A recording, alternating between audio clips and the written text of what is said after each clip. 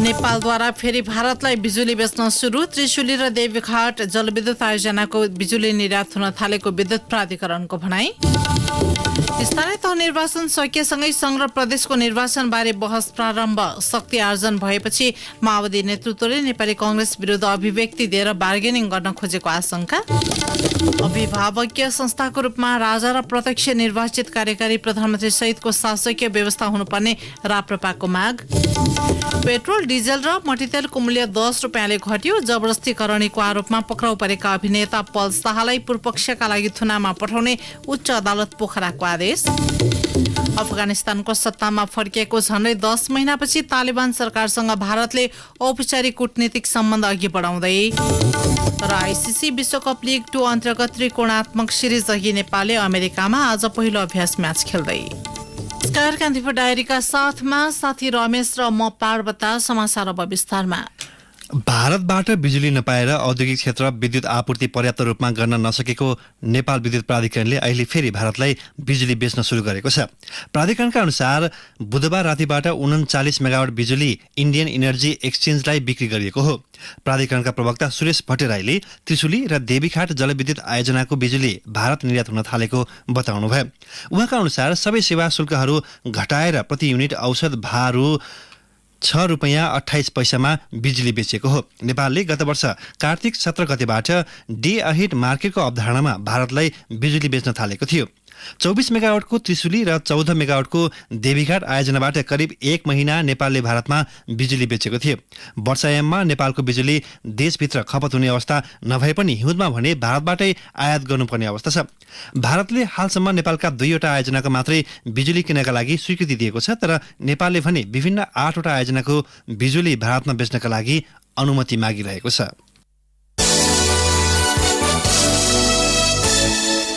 अब कान्तिपुर सविस्तार। कान्तिपुर सविस्तार। स्थानीय तह निर्वाचनपछि संघीय निर्वाचनका लागि दलीय छलफल सुरु भएको छ। निर्वाचन आयोगले संसदको कार्यकाल मंसिर 22 गतेसम्म मात्र रहेको बताएको छ। सत्ता गठबन्धनका दलहरू संघीय निर्वाचन समय चुनावी तालमेल गरेर जाने तयारीमा भए पनि नेताहरूको परस्पर विरोधी अभिव्यक्तिले सत्ता साझेदारीको भविष्यमा प्रश्न उठ्न थालेका छन्। स्थानीय तह निर्वाचनमा गठबन्धन गरेर शक्ति आर्जन गरेपछि माओवादी केन्द्रका अध्यक्ष पुष्पकमल दाहालले नेपाली कांग्रेसलाई लक्षित गरिदिएको पछिल्लो अभिव्यक्ति राष्ट्रिय राजनीति तताएको छ।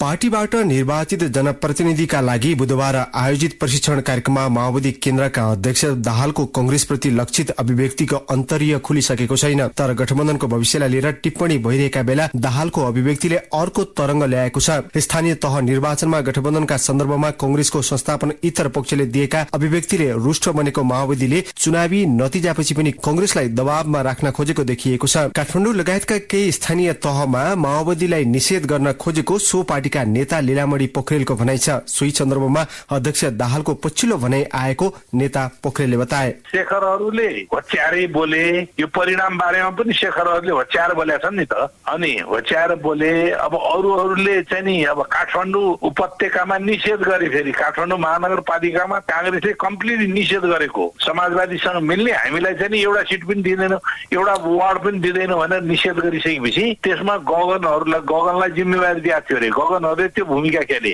अनि त्यो निषेधको स्थिति हुन थाल्यो भने विकल्प हुँदै हुन्नन् भन्ने कुरा त होइन। यद्यपि तत्काल वाम गठबन्धन बनाउने विकल्पमा जाने पक्षमा आफूहरू नभएको पोखरेलको भनाइ छ। स्थानीय तह निर्वाचनमा 5 दलीय गठबन्धनबाट सबैभन्दा धेरै फाइदा सत्ताको नेतृत्वकर्ता कंग्रेस र माओवादी केन्द्रलाई भएको थियो। निर्वाचन सम्पन्न भएका 752 स्थानीय तहमध्ये कंग्रेसले 329 पालिका, माओवादी केन्द्रले 121, जसपाले 30 र एकीकृत समाजवादीले 20 पालिका प्रमुख जितेका थिए। गठबन्धन भए पनि स्थानीय तह निर्वाचन मत परिणाम बारे एकीकृत समाजवादी पनि सन्तुष्ट छैन। यद्यपि समाजवादीका नेता डाक्टर वेदुराम भुसाल पनि सत्ता गठबन्धन संघीय निर्वाचन सम्मै कायम रहने दावी गर्छन्। सामान्यतः स्थानीय तहको निर्वाचनका सन्दर्भका केही समस्याहरू त छन्, तर पनि अब अहिले नै गठबन्धन टुट्ने स्थिति पनि छैन र चुनावसम्म सँगै जाने नै अवस्था छ।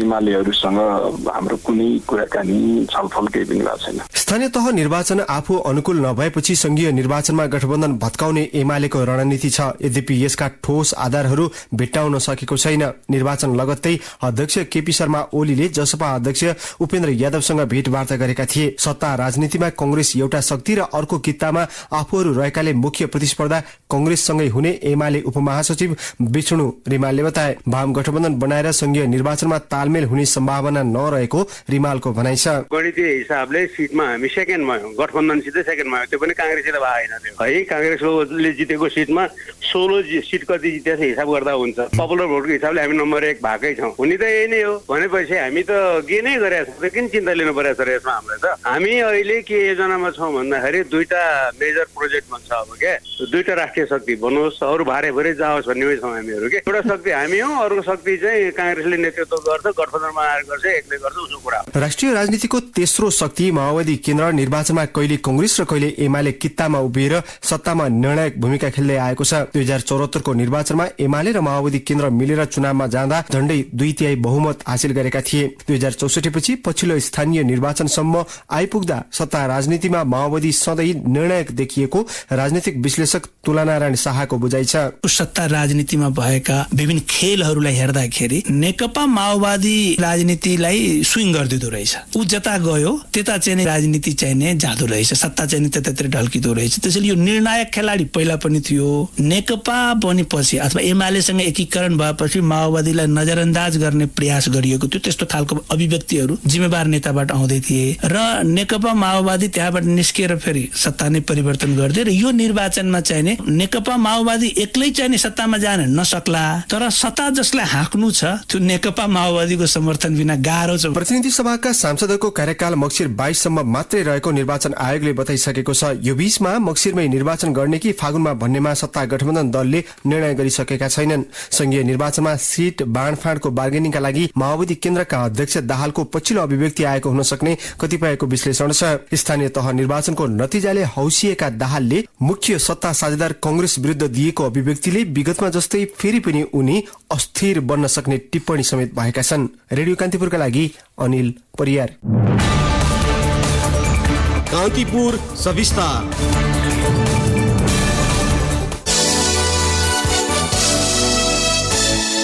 एकीकृत समाजवादीका अध्यक्ष माधव कुमार नेपालले तत्काल वाम एकता सम्भव नरहेको बताउनु भएको छ। सुर्खेतमा आज सञ्चारकर्मीसँग कुरा गर्दै अध्यक्ष नेपालले एमाले माओवादी केन्द्र र आफूहरूको पार्टीबीच तालमेल हुने आधार नभएको बताउनु भएको हो। अध्यक्ष नेपालले एमालेसँग एकता वा चुनावी तालमेलको कुनै पनि सम्भावना नभएको बताउनुभयो। उहाँले भन्नुभयो, अहंकारी र षड्यन्त्रकारीहरूले वर्तमान वाम लोकतान्त्रिक गठबन्धन तोड्न अनेक खाले भ्रमहरू फैलाइरहेका छन्। हामीमा कुनै पदको लालसा छैन। षड्यन्त्रकारीलाई को भ्रमलाई सजिलै परास्त गर्न सक्छौं। पूर्व प्रधानमन्त्री समेत रहेका नेपालले स्थानीय तह निर्वाचन नतिजालाई समीक्षा गर्दै आगामी प्रदेश र प्रतिनिधि सभा निर्वाचनसम्म अहिलेकै गठबन्धनलाई निरन्तरता दिने बताउनुभयो।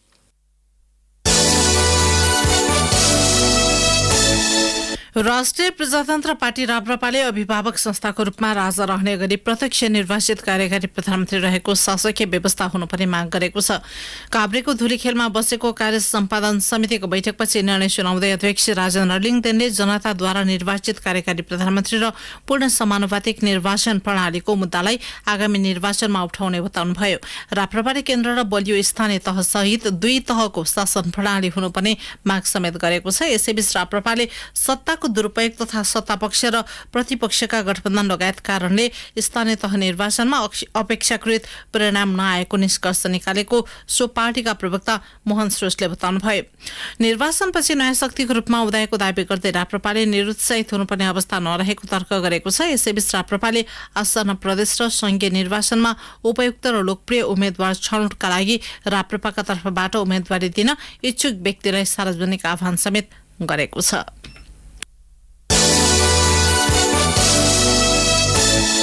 प्रतिनिधि सभामा आगामी आर्थिक वर्षको बजेटमाथि सैद्धान्तिक छलफलका अन्तिम दिन सत्तापक्ष र विपक्षी दलका सांसदहरूले पक्ष विपक्षमा बहस गरेका छन्।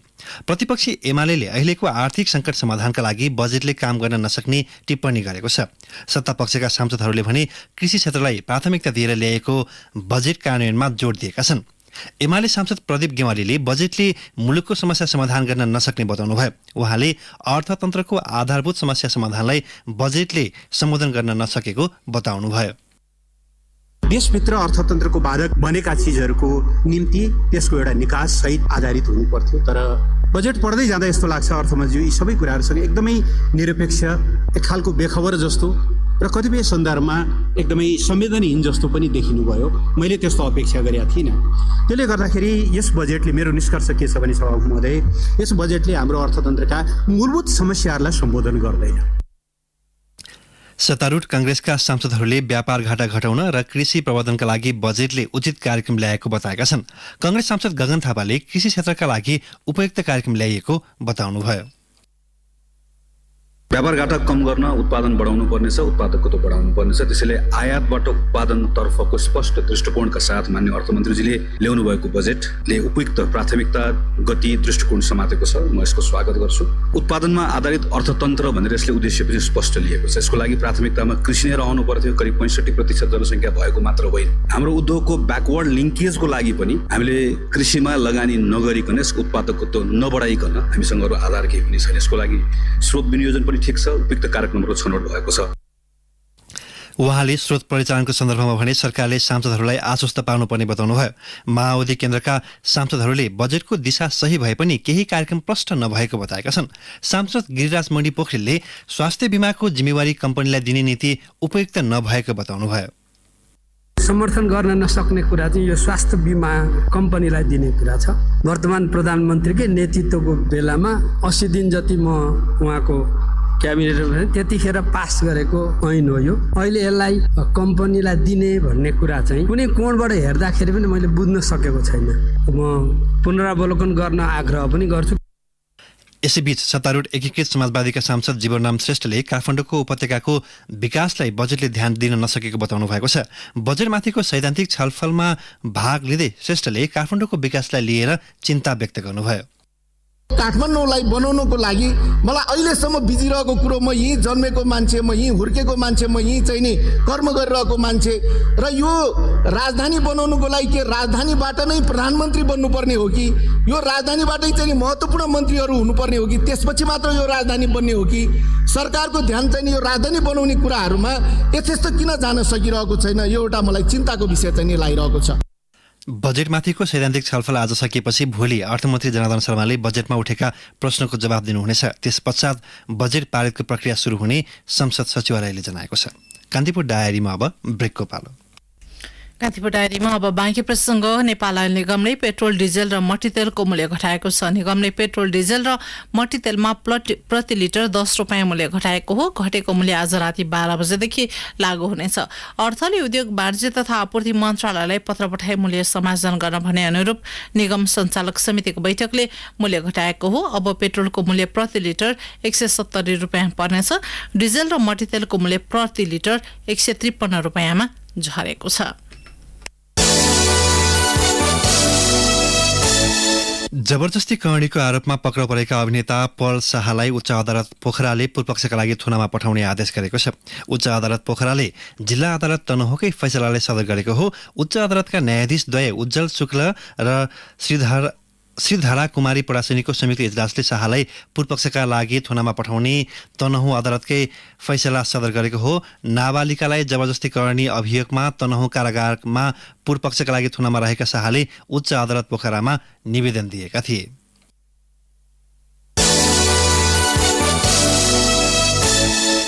जोमसोमका लागि सञ्चालन तारा एयरको उडान बन्द हुने भएको छ। भोलिदेखि जेठ 27 गतेसम्मका लागि उडान बन्द गरिएको तारा एयरले जनाएको छ। सूचना जारी गर्दै तारा एयरले विशेष कारणवश सो रुटमा उडान बन्द गरिने जनाएको हो।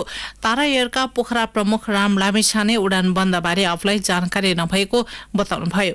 गत आइतबार बिहान 9 बजे र 55 मिनेटमा पोखराबाट जोमसोमका लागि छुटेको तारा एयरको विमान दुर्घटना हुँदा 22 जनाले ज्यान गुमाएका थिए।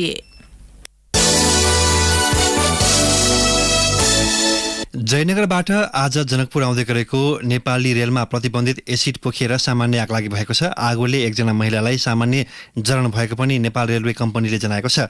नेपाल रेलवे कम्पनीका प्रबन्ध निर्देशक निरञ्जन झाका अनुसार जयनगर नजिकै 1 नम्बर गेटमा यात्रुले बोकेको एसिड पोखिएको हो। रेलको तेस्रो बगीमा सो घटना घटेको महाप्रबन्धक झाले बताउनुभयो। रेल रोकेको बेलामा एसिड ल्याउने व्यक्ति भने भागेको उहाँले बताउनुभयो। रेलमा प्रज्वलनशील वस्तु लिएर यात्रा गर्न पाइँदैन।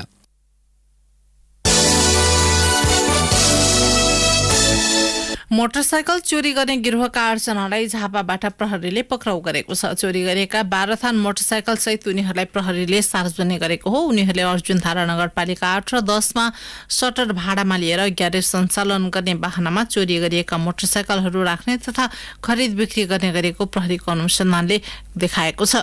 उनीहरूले बिर्तामोड तथा आसपासको क्षेत्रबाट विभिन्न मितिमा चोरी गरेका बजाज र हिरो होन्डा कम्पनीको 4 वटा, यामाहा, होन्डा, सुजुकी र टिभीएस कम्पनीका 1 वटा मोटरसाइकल बरामद गरेको प्रहरीले जनाएको छ।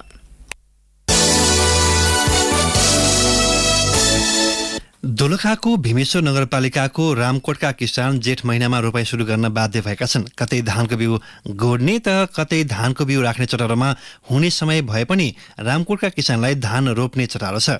सिँचाइ र पानीको स्रोत नभएपछि रामकोटमा समुदायले दैनिक तालिका बनाएर बाध्यतामा जेठको पहिलो साताबाटै धान रोप्न सुरु गरेका छन्। जेठ सुरु भएदेखि नै दोलखाको भीमेश्वर नगरपालिका 6 रामकोट बेसीका खेतमा असारे भाका सुनिन्छन्।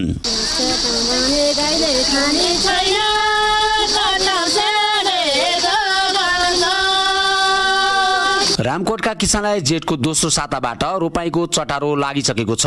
यो कुनै रहर नभएर पानी अभावको बाध्यताले हो। तर पानीकै बाध्यताले खेतमा सधैँको झगडा भनाभन भने अहिले छैन। चरीकोट नजिकै रामकोटमा 150 भन्दा बढी परिवारका लागि धान रोप्न आलो पालो रोपाई गर्न समिति बनेको छ। समितिले सबै किसानका लागि रोपाई गर्ने दिन तोकेर तालिका नै बनाइदिएको छ। तालिका अनुसार रामकोट बेसीमा रोपाई हुने बताउनुहुन्छ स्थानीय देवी प्रसाद नेउपाने र हरिशरण नेउपाने।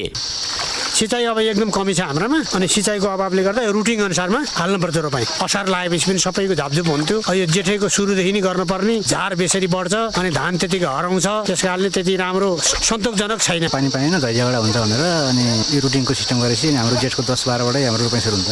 सिँचाइ गर्ने पानीको स्रोत सानो भएकै कारण कतै खेत सम्याउने त कतै पानी लगाउने पालो पर्छ। पानीको स्रोत नहुँदा पालो पर्खेर रोपाई गरे पनि तालिकाका कारण खेताला र पर्म गर्नेहरूलाई सहज भएको छ।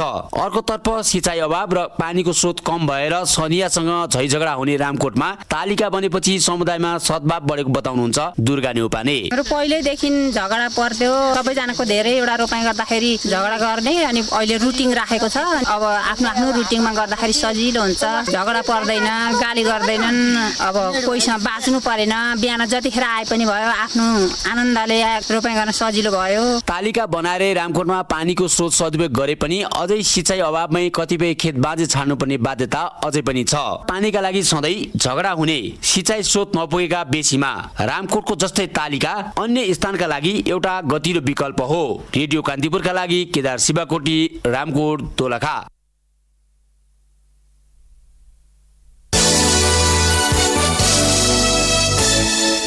परीक्षा नियन्त्रण कार्यालय सानो टिमले माध्यमिक शिक्षा परीक्षा एसईको नतिजा आगामी असार मसान्तसम्ममा सार्वजनिक गर्ने तयारी गरेको छ। परीक्षा नियन्त्रक अर्जुन बहादुर आमासेले 50% बढी उत्तर पुस्तिका परीक्षण भइसकेको जानकारी दिनुभयो। 7वटै प्रदेशका 55 स्थानमा एसईको उत्तर पुस्तिका परीक्षण भइरहेका छन्। शिक्षक धेरै भएका जिल्ला र यातायातको सुविधा भएका स्थानमा उत्तर पुस्तिका परीक्षण भइरहेको कार्यालयले जनाएको छ। यसपटक 5,14,000 बढी परीक्षार्थीले एसई दिएका छन्। नेपालगञ्जको धम्बोजी चोकमा पूर्व राजा वीरेन्द्रको शालिग राख्न आएको समूह र प्रहरीबीच झडप भएको छ। प्रहरीले पूर्व राजा वीरेन्द्रको शालिग राख्न नदिएपछि झडप भएको हो। ढुङ्गा मुढा प्रहार हुन थालेपछि स्थिति नियन्त्रणमा लिन प्रहरीले करिब 4 राउन्ड हवाई फायर गरेको थियो।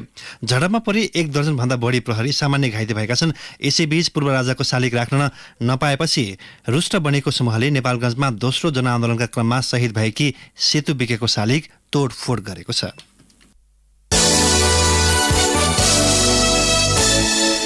पछिल्लो 24 घण्टामा नेपालमा 14 जनामा कोरोना भाइरस संक्रमण पुष्टि भएको छ। 2595 जनामा गरिएको नमुना परीक्षणबाट सो संख्यामा संक्रमण पुष्टि भएको स्वास्थ्य तथा जनसंख्या मन्त्रालयले जनाएको छ। आज 8 जना कोरोना संक्रमण मुक्त भएका छन्। नेपालमा हाल सक्रिय संक्रमितको संख्या 101 जना रहेको मन्त्रालयको तथ्याङ्कमा उल्लेख छ।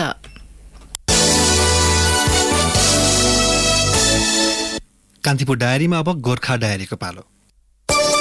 गोर्खा डायरीबाट हरिराम उप्रेतीको नमस्कार। शैक्षिक सत्र सुरु भएको 3 सातासम्म पाठ्य पुस्तक अभावले पठन पाठन प्रभावित बनेको छ। कोरोना कहरपछि निरन्तर पढाइ सुरु भएको विद्यालयमा पाठ्य पुस्तक अभावले पठन पाठन प्रभावित बनेको अमर ज्योति जनता मावि लिमिटेडका प्रधानाध्यापक माधवराज देवकोटाले बताउनुभयो। नयाँ शैक्षिक सत्र सुरु भएपछि जेठ 9 गतेबाट कक्षा सुरु गरेको अमर ज्योतिका अधिकांश विद्यार्थी पाठ्य पुस्तक बिनै विद्यालय पुगेका छन्। 1 देखि 3 कक्षासम्मको पुस्तक आए पनि अन्य कक्षाका विद्यार्थीलाई पर्याप्त पाठ्य पुस्तक नभएको उहाँले बताउनुभयो। हालसम्म 15 देखि 20% मात्र किताब आएको नेपाल पुस्तक तथा स्टेशनरी महासंघ गण्डकी प्रदेशका सहसचिव प्रदीप खनालले बताउनुभयो।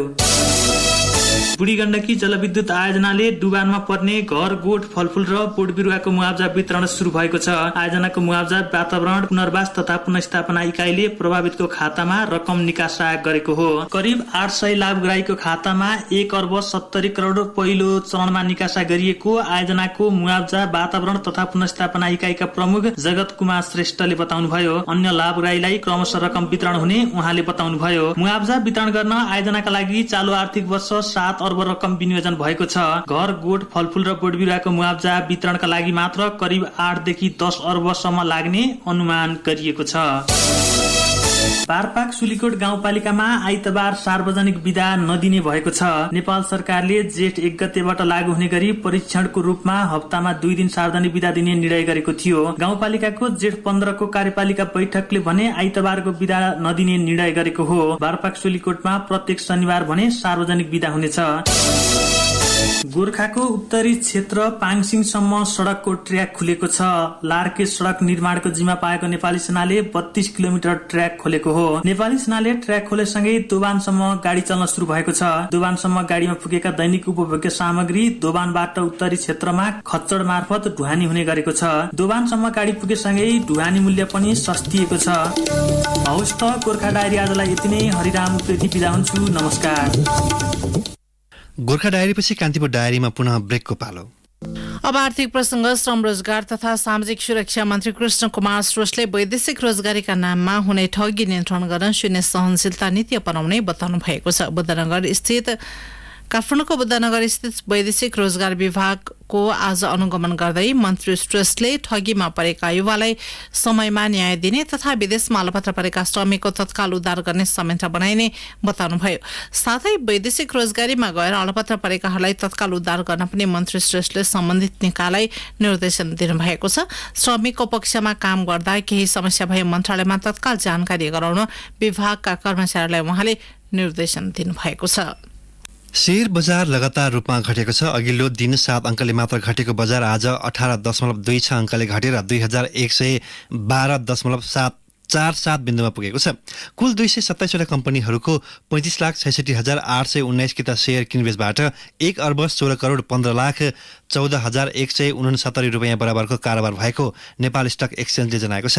आज कारोबारमा आएको 13 उपसमूह मध्ये 12 उपसमूहको शेयर घटेको छ। त्यस्तै क वर्गका कम्पनीको कारोबार मापन गर्ने सेन्सिटिभ इन्डेक्स 3.81 अङ्कले घटेर 410.66 बिन्दुमा पुगेको छ।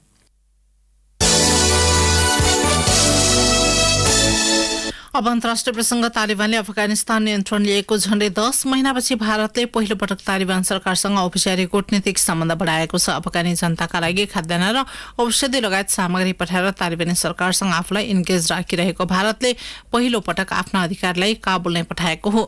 विदेश मन्त्रालयले जारी गरेको विज्ञप्ति अनुसार मन्त्रालयको संयुक्त सचिव PAI को नेतृत्वमा अधिकारीहरूको टोली अफगानिस्तान गएको छ। भारतले अफगानिस्तानलाई दिएको मानवीय सहायताको निरीक्षण गर्ने तथा त्यहाँ सहयोग पुर्याइरहेका विदेशी संघ संस्थाहरूसँग सो टोलीले भेटघाट गर्ने बताइएको छ। भारतले अहिलेसम्म 20,000 मेट्रिक टन गहुँ, 13 टन औषधि, 5 लाख कोभिड विरुद्धको खोप तथा कपडा लगायतका सामग्री अफगानिस्तान पठाइसकेको छ। अब खेल प्रसङ्ग रानीमणि स्पोर्ट्स क्लबले शहीद स्मारक सी डिभिजन लिग फुटबलमा 5औं जित निकालेको छ। ललितपुरको 7 दुपाटो स्थित एन्फा मैदानमा अन्तिम खेलमा वीरगञ्ज युथ एकाडेमीलाई 2-1 गोल अन्तले हराउँदै रानीवनले लिगको सुखद अन्त्य गरेको हो। रानीवनको जितमा मिलन रेग्मी र कर्मा देवालले 1-1 गोल गरे। वीरगञ्जका सिद्धान्त अधिकारीले 1 गोल फर्काए।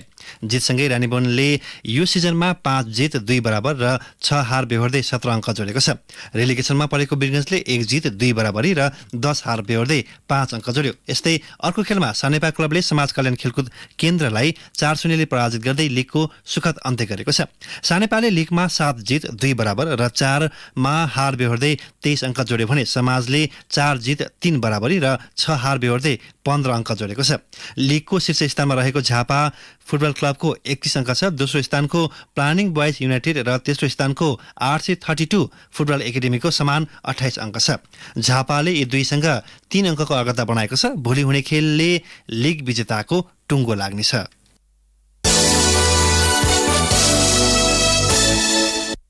आइसिसी पुरुष क्रिकेट विश्वकप लिग 2 अन्तर्गत त्रिकोणात्मक सिरिजको तयारीका लागि अमेरिकामा रहेको नेपाली टोलीले पहिलो अभ्यास खेलमा नेपाली अल स्टारसँग प्रतिस्पर्धा गरिरहेको छ। अहिले ह्युस्टन स्थित प्रेयर भ्यू क्रिकेट मैदानमा खेल भइरहेको छ। नेपालले दोस्रो अभ्यास खेल हरिकेन्स विरुद्ध पर्सि शनिबार खेल्नेछ। नेपाल अमेरिका र ओमान बीच हुने त्रिकोणात्मक सिरिजको तयारी स्वरूप नेपालले 2 अभ्यास खेल खेल्न लागेको हो। नेपालले ओमान विरुद्ध जेठ 26 मा खेल्दै सिरिजको सुरुवात गर्नेछ। यस्तै दोस्रो खेल अमेरिका विरुद्ध जेठ 28 मा खेल्दा नेपालले जेठ 31 मा फेरि ओमान विरुद्ध तेस्रो खेल खेल्नेछ। अन्तिम खेलमा नेपालले अमेरिका विरुद्ध साउन 1 मा खेल्ने तालिका छ। यिनै प्रसङ्गसँगै कान्तिपुर डायरीका आजका सम्पूर्ण बुलेटिन यही सकिन्छन्। भोलि बिहान 6:30 बजे हाम्रो नियमित बुलेटिन हुने नै छ। रमेश र म पार्वता आज्ञा माग्छौं। नमस्कार, शुभरात्रि।